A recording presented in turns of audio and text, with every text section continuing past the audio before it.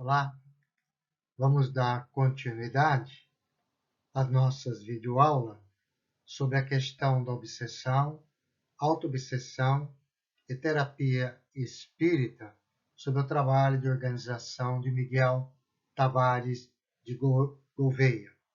Nós estamos neste terceiro módulo. Neste terceiro módulo, nós vamos ver os tipos de obsessão, do qual Allan Kardec nos traz no Livro dos Médiuns, e vamos ver a questão do processo.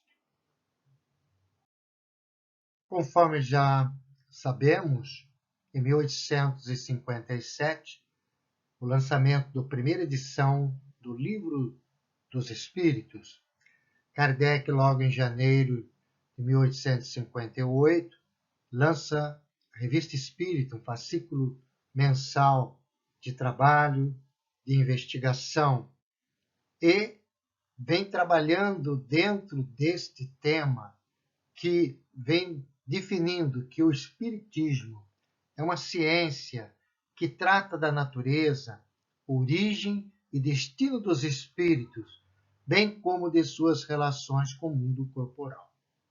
E dentro desta definição que Allan Kardec nos traz, começa a trabalhar e a formatar um manual, um orientador, aquilo que vai tratar a respeito da mediunidade do ser, do destino, né, que nós vamos ter através do Livro dos Médiuns, editado em 1861.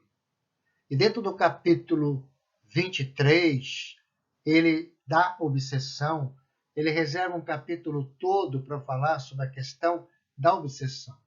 Ele nos traz, dentro dessa característica, a respeito da obsessão, está estudando a questão na mediunidade, do médium. E ele nos diz que a obsessão apresenta caracteres diversos, que é preciso distinguir e que resultam do grau do constrangimento e da natureza dos efeitos que produz. A palavra obsessão é, de certo modo, um termo genérico, pelo qual se designa esta espécie de fenômeno, cujos principais variáveis são.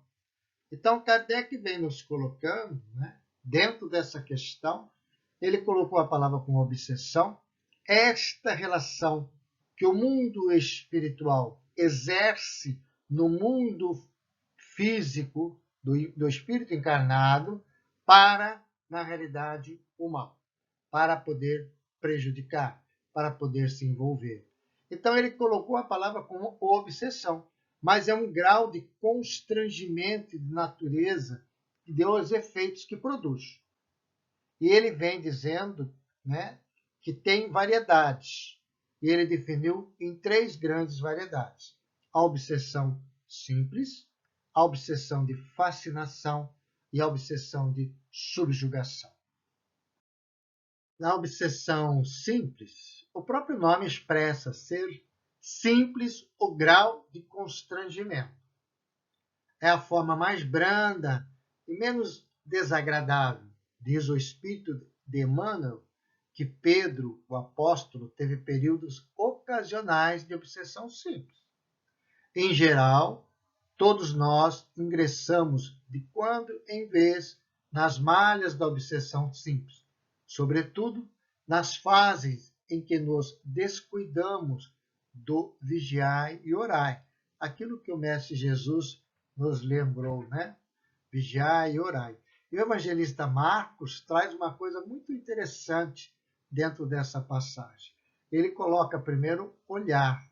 Então, olhai, porque os nossos olhos é que vão decidir, né, dentro do nosso pensamento. Olhai, aí a gente vigiai e orai. Então, dentro desse sentido, é que nós vamos mudando o nosso padrão de pensamento, de observação, vigiando melhor os nossos pensamentos e rogando a Deus, envolvendo a Deus que nos proteja a respeito destas emanações fluídicas desses nossos irmãos desencarnados que estão em volta de nós. Kardec estuda uma questão da obsessão de fascinação.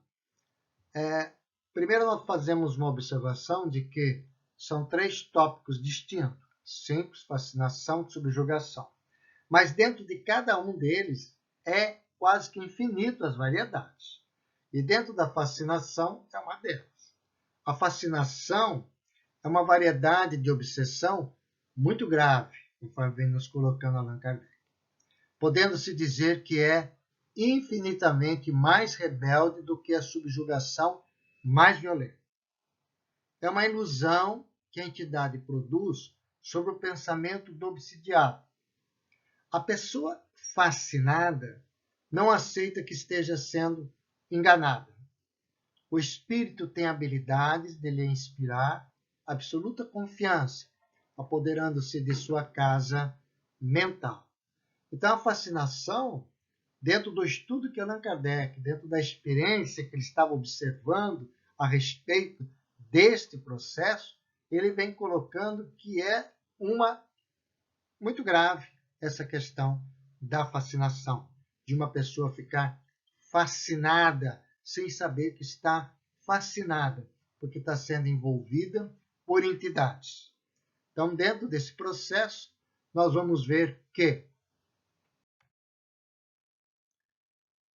na obra Evolução em Dois Mundos, ditado pelo espírito André Luiz a Francisco Cândido Xavier, num capítulo 14 chamado Simbiose Espiritual, Histeria e Psiconeurose, ele vem nos colocando assim: subjuga-lhe o campo mental, impondo-lhe ao centro coronário a substância dos próprios pensamentos, que a vítima passa a acolher, qual se fossem os seus próprios. Então, na realidade, a entidade assume a casa mental do ser encarnado, dentro do centro de força do coronário, substanciando dos próprios pensamentos, vai colocando os próprios pensamentos dentro deste processo, e a vítima passa a colher como se fosse delas próprias. Aí está, este é o processo da fascinação. E vamos ver mais de que dentro deste processo, efetivamente, não se acontece de um dia para o outro. Isso vem buscando com o tempo. Nesse processo de obsessão por fascinação, o espírito age de maneira muito sagaz, hipocritamente, por meio de ardis, para melhor conseguir sua acolhida, disfarçando suas ideias com o uso de palavras como caridade, fraternidade, amor, humildade, e vai incutindo. Há casos em que, para camuflar sua má intenção, o espírito exibe linguagem imponente, mas que deixa passar sinais de contrassenso que só o fascinado é incapaz de perceber. Então o espírito vai tomando conta e vai buscando dentro da pessoa os pontos fracos e vai se envolvendo. Dentro de um processo mediúnico, aqui no caso, Allan Kardec está estudando o processo mediúnico, a entidade, quando vai dar a comunicação, vai trazendo estas condições de caridade, de fraternidade, falando manso, mas de uma linguagem que às vezes pode enganar. E a pessoa vai se envolvendo naquilo, porque vai atingindo alguns pontos dela, fraco, e vai se envolvendo e vai deixando se envolver. Fora dessa questão da mediunidade, a fascinação efetivamente também acontece no nosso dia a dia. Pode ser que a pessoa seja envolvida por entidades e vão buscando ali os pontos fracos, efetivamente, e vão incutindo, no sentido de que tem maior poder, que é todo poderoso, que ele sabe tudo, que ninguém sabe nada, e assim sucessivamente, buscando, né, no orgulho que todos nós trazemos, exacerbando esses aspectos, alguns aspectos nossos, efetivamente, e vai dominando aos poucos, né, aquela pessoa e vai criando-se essa fascinação de que ele é o melhor, de que ele pode tudo, que ele está com a razão.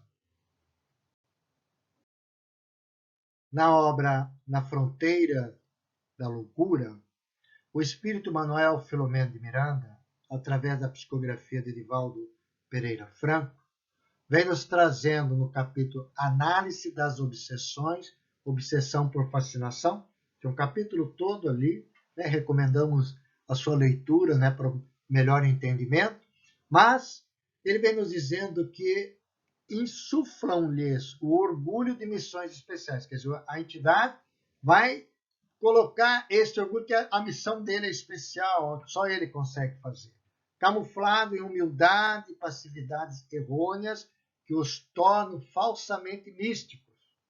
A fascinação, por isso, decorre da indolência moral e mental do paciente e do exacerbar dos seus valores negativos, que são espiçados habilmente pelo seu antagonista espiritual.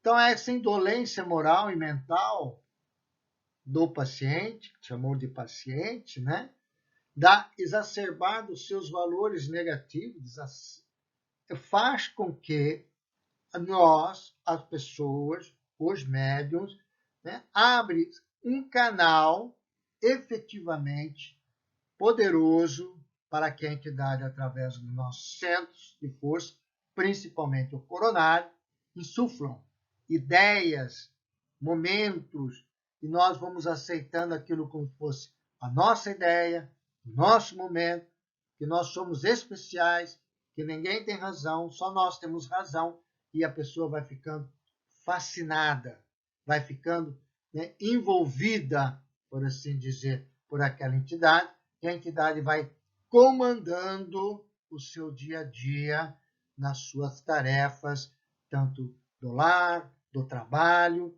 ou qualquer tipo de atividade que venha a ser.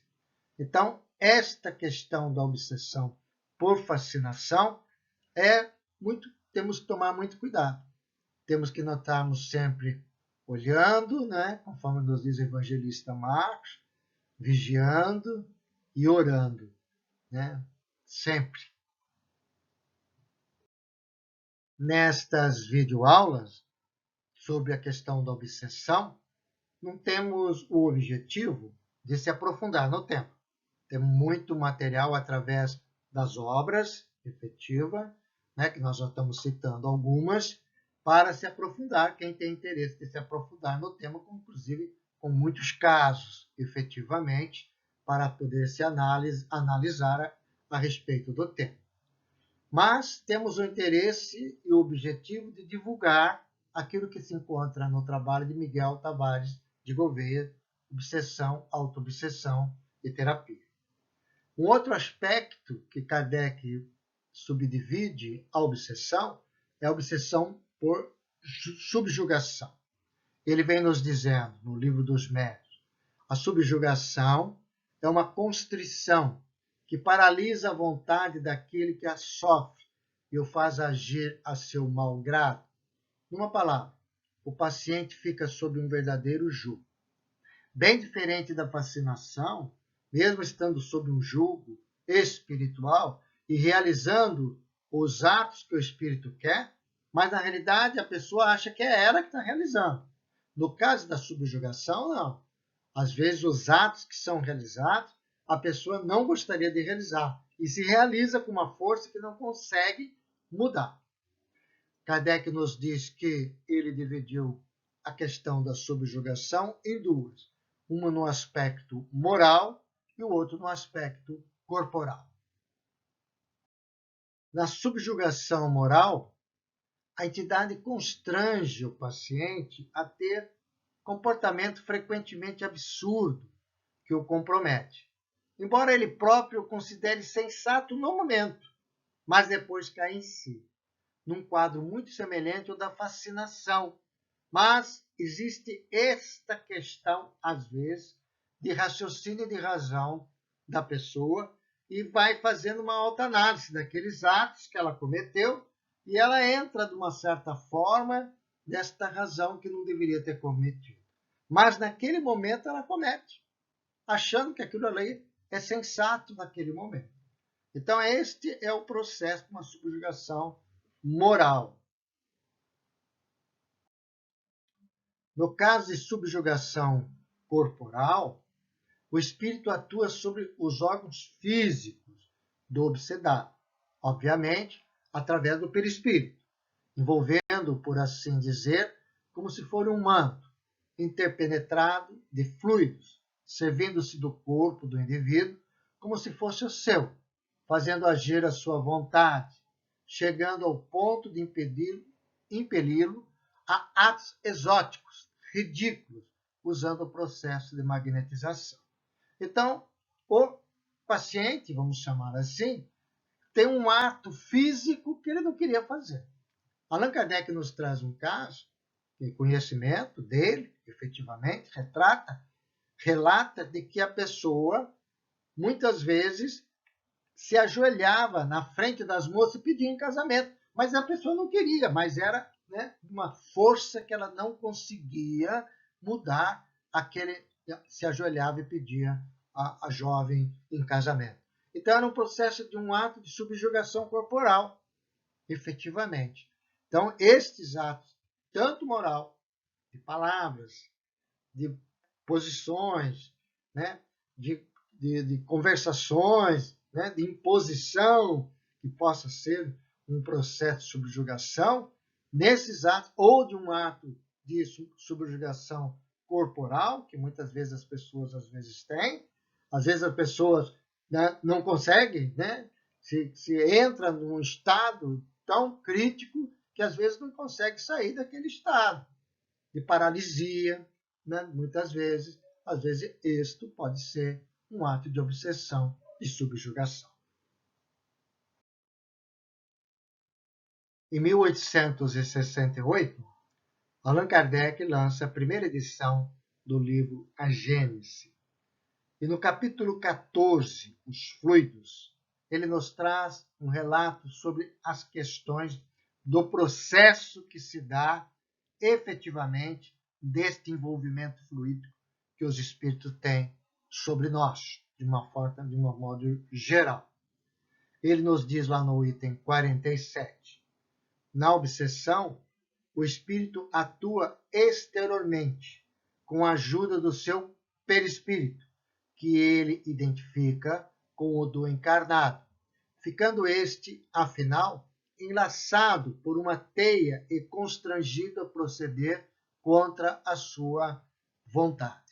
Sempre o processo é sempre pelo fluidos perispirituais do perispírito, do desencarnado, para os fluidos perispirituais do perispírito do encarnado. É nesta colocações que tem a sintonia, porque um assim o permite que aquela sintonia se realize. Se não tem vibração de sintonia, a entidade não consegue fazer este tipo de ligação fluídica. Só faz e realiza esse tipo de colocações fluídicas quando o encarnado tem a sintonia com o desencarnado. Então, a grande forma que se tem é mudar a nossa sintonia. Como nós mudamos a nossa sintonia? Através da mudança dos nossos atos, através da mudança do nosso padrão vibratório, através da mudança daquilo que o Mestre Jesus nos coloca, da questão da caridade, da questão de ser mais benevolente, né? O benevolente com todos, de ser indulgente com todas as diferenças que existem no mundo, né? Entender essas diferenças e ter essa questão do perdão. Nós vamos assim trabalhando, nos esforçando nesta mudança de padrão vibratório. Nesta mudança de padrão vibratório, se a entidade continua numa mesma faixa vibratória, não tem sintonia. Então, estas colocações fluídicas é que vão permitir estes processos obsessivos. Aí nós temos, na apostila, por meio da combinação dos fluidos perispiríticos, o espírito, por assim dizer, se identifica com a pessoa que ele deseja influenciar.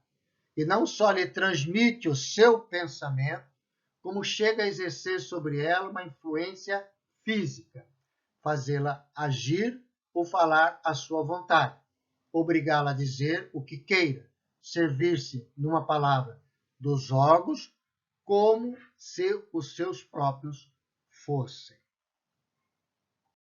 Nesta obra Lampadário Espírita, pelo espírito de Joana de Ângeles, através da psicografia de Divaldo Pereira Franco, ela vem colocando no capítulo 29 as obsessões. Também recomendamos a leitura desse capítulo, na sua profundidade, que tem muito ensinamento. Pontuamos o seguinte parágrafo: toda obsessão decorre da perfeita sintonia entre o agente perturbador e o paciente perturbado. Sintonia por comunhão mental na mesma faixa vibratória ou por identificação idealista através das correntes de pensamento. Então, eu tenho uma faixa vibratória, muitas vezes eu tenho essa faixa vibratória de encarnações passadas, já comentamos isso em videoaulas anteriores. Hoje, eu tenho uma vibração vibratória da minha vida atual, nós temos nossa vibração atual, mas nós trazemos esse somatório de vibrações que estão no nosso inconsciente das nossas encarnações passadas. Não é o nosso inconsciente desta encarnação. E essas vibrações, se nós não trabalharmos nesta encarnação, num trabalho de renovação, pode ser que essas vibrações começam a ser exteriorizadas através dos nossos atos nesta encarnação. É aí que começa a ter esta sintonia. Ou por questões de idealista, através daquilo que nós estamos querendo, identificação de idealista. Nem sempre a obsessão é uma questão de cobrança de encarnações passadas. Às vezes, e muitas das vezes, é da própria encarnação. Espíritos que estão ociosos, e se nós entramos numa faixa de ociosidade, sem atividade, nós vamos gerar uma sintonia com essas entidades que estão ociosas. Isso daí pode começar com uma obsessão simples, passar por algumas obsessões de fascinação, às vezes, continua mais ocioso, fique mais ocioso, e assim sucessivamente, ou podemos passar uma questão de fascinação e subjugação. Aí começa a ter os atos mais esdrúxulos, digamos assim, possíveis. É sempre bom nós lembrarmos do Livro dos Espíritos, que é a base, que tem quase tudo. Só foi desenvolvido com maior detalhe nas outras obras, principalmente nas obras de André Luiz, Manuel Filomeno de Miranda, que estão dentro da base do Livro dos Espíritos.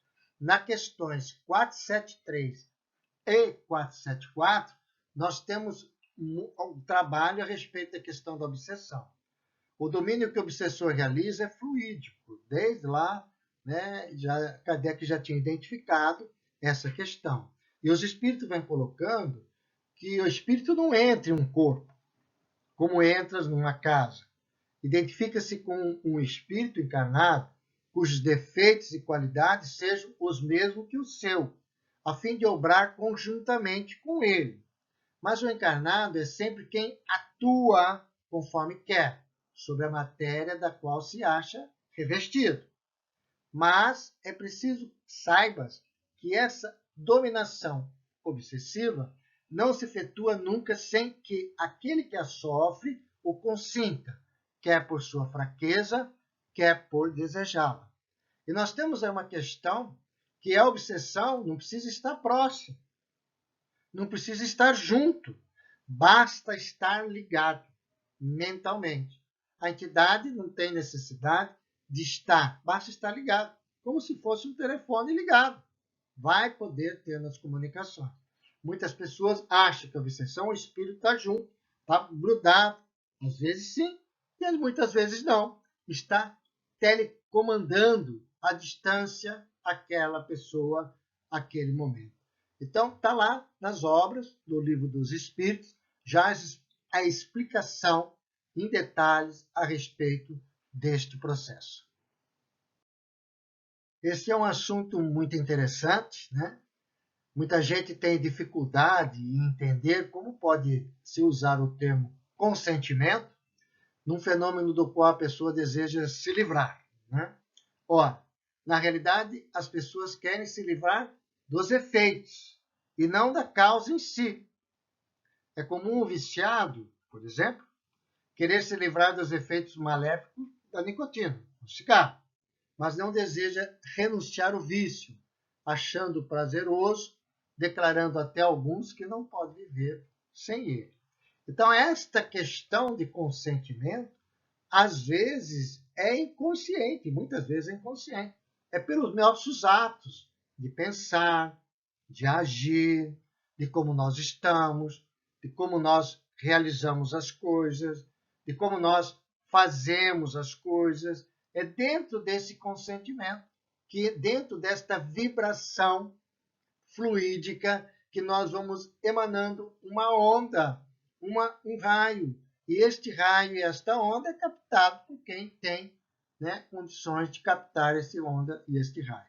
Nós mudando esta onda, nós mudamos frequências da onda mental quando nós melhoramos, quando nós começamos a exercitar efetivamente. Não precisa ser religioso, não precisa estar ligado a nenhuma casa de religião ou nenhuma seita religiosa, mas o ser começa a realizar um processo de melhoria quando ele começa a realizar um processo de caridade ao próximo, entender o próximo, efetivamente, não praticar o mal, e assim está praticando aquilo, né, que o Mestre Jesus nos trouxe efetivamente de mudança de padrão mental. Então, a partir do nosso exercício mental, da nossa atividade mental e atividade física ao próximo, nós vamos mudando a nossa faixa mental. Então, mudando a nossa faixa mental, a gente não consente que essas entidades entrem na nossa frequência mental. Já comentamos, mas vale sempre bom relembrar que entre o obsessor e o obsidiado há sempre elementos afins, vibratórios, imperfeições comuns que servem do ponto de ligação fluídica, sobretudo na área das paixões e busca de natureza inferior. Por isso que o Mestre Jesus, dentro do Evangelho, né, traz sempre, a partir do momento que realiza qualquer cura, ele fala, vai e não tornes a pecar. É muito importante nós observarmos, quando nós saímos de uma problemática séria, nós temos que repensar, meditar, se não está no momento de nós mudarmos a nossa condição daquele momento, que é uma orientação que Jesus nos dá. Vai e não tornes a pecar. Se nós explicamos com uma doença por causa de termos uma viciação, quando nós melhorarmos, quando nós melhoramos, melhor dizendo, porque nós vamos voltar àquela viciação. Não está na hora de mudar? Não está na hora de nós não termos mais aquela viciação? Foi isso que o Mestre Jesus falou. Vai e não volta a pensar e a agir daquilo que você fazia, senão vai cometer o mesmo erro e a mesma falha. Eis a razão porque as páginas doutrinárias enfatizam que a libertação definitiva do processo do obsidiado só é possível com o melhoramento moral da vítima. Não tem como. Se a vítima não melhorar moralmente, ela vai sempre ficar ligada a respeito daquelas vibrações fluídicas que ali estão. Como muda? Pela nossa reforma moral. Vai melhorando as próprias radiações nossas, dá outra têmpera ao perispírito, modifica as correntes circulantes em nossa aura. E ao invés de essas serem forças atrativas aos maus fluidos, passam a ser repulsoras. E nós vamos atrair entidades com vibrações salutares boas. Nós vamos nos sentir, né, uma vibração melhor. Além disso, a modificação íntima do obsidiado, refletida na prática dos bons exemplos, funciona como autoridade moral, induzindo o agressor também a se modificar. Então, a pessoa entra num processo obsessivo, né? Todos nós estamos sujeitos a isso. E começa a fazer um tratamento, começa dentro da ciência, dentro da medicina, né? Independente se não tem religião nenhuma, vamos colocar assim, desta forma, mas começa a fazer um tratamento, que às vezes pode entrar numa questão de ansiedade muito grave, uma questão de depressão muito grave, começa a fazer tratamento. E a pessoa começa também a se modificar os seus hábitos nesta reforma moral, não realizando mais aqueles hábitos antigos. Ela vai mudando de faixa, de tal forma que aquele agressor que ali está olhando, que ali está acompanhando, também vai sendo induzido a mudar, também a se modificar. Então perceba bem que quando o obsidiado melhora, ele tem as grandes possibilidades também de que o obsessor também melhore as suas vibrações. Sempre é bom lembrar de que raramente se chega a um processo de subjugação ou de fascinação repetidamente, sem que antes se tenha passado pelo estágio de obsessão simples, quando já se inicia o surgimento dos primeiros sinais da inquietação, do desânimo, ausência de autoestima, alteração do humor e, às vezes, paralelamente, desarmonias físicas de pouca intensidade. Então, a pessoa tem um certo padrão de vida, certo? E começa alguns sinais diferentes. Aí começa a ter um desânimo muito grande, uma ausência de autoestima. Nós sabemos que nós passamos aí por um período de pandemia que muitas pessoas ficaram nessa inquietação, dizendo, não vamos generalizar que tudo foi obsessão. Não foi. Foi realmente fisiológico, né? Mental, psíquico. Mas é uma questão de passageiro. Se não passou e continua esse desânimo, continua essa alteração de humor, passando já nesse processo já de retorno, de voltar às atividades das questões pandêmicas, e a pessoa continua com um bom humor, paralelamente desarmonias físicas, com intensidade, procura efetivamente um especialista dentro da área da ciência e procura se modificar também. Procura se observar também se não está tendo qualquer tipo de influência efetivamente espiritual. Então, nós temos um padrão de vida. Quando nós mudamos esse padrão, a gente tem que parar, repensar e meditar. Se alguém fala para nós assim, mas como você está de mau humor sempre?